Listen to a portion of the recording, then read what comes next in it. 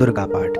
शिव उवाच देवी त्वं भक्तसुलभे सर्वकार्यविधायिनी कलौ हि कार्यसिद्ध्यर्थम् उपायं ब्रूहि यत्नतः।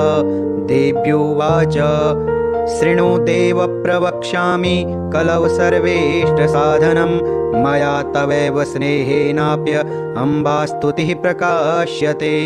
ॐ अस्य श्री दुर्गा सप्तश्लोकी स्तोत्रमन्त्रस्य नारायण ऋषिः अनुष्टुप् छन्दः श्री महाकाली महालक्ष्मी महासरस्वत्यो देवताः श्री दुर्गा प्रीत्यर्थं सप्तश्लोकी दुर्गापाठे विनियोगः।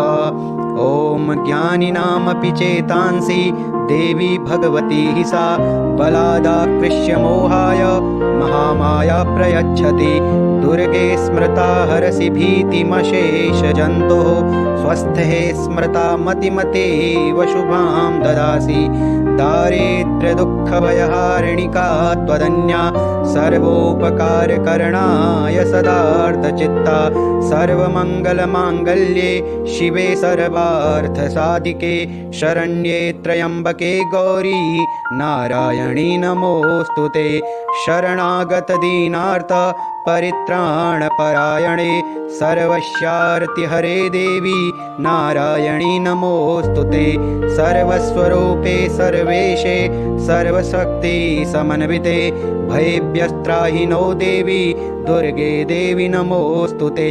रोगानशेषानपहंसि तुष्टा रुष्टा तु कामान् सकलानभीष्टान् त्वामाश्रितानां न विपन्नराणां त्वामाश्रितायाश्रयतां प्रयान्ति।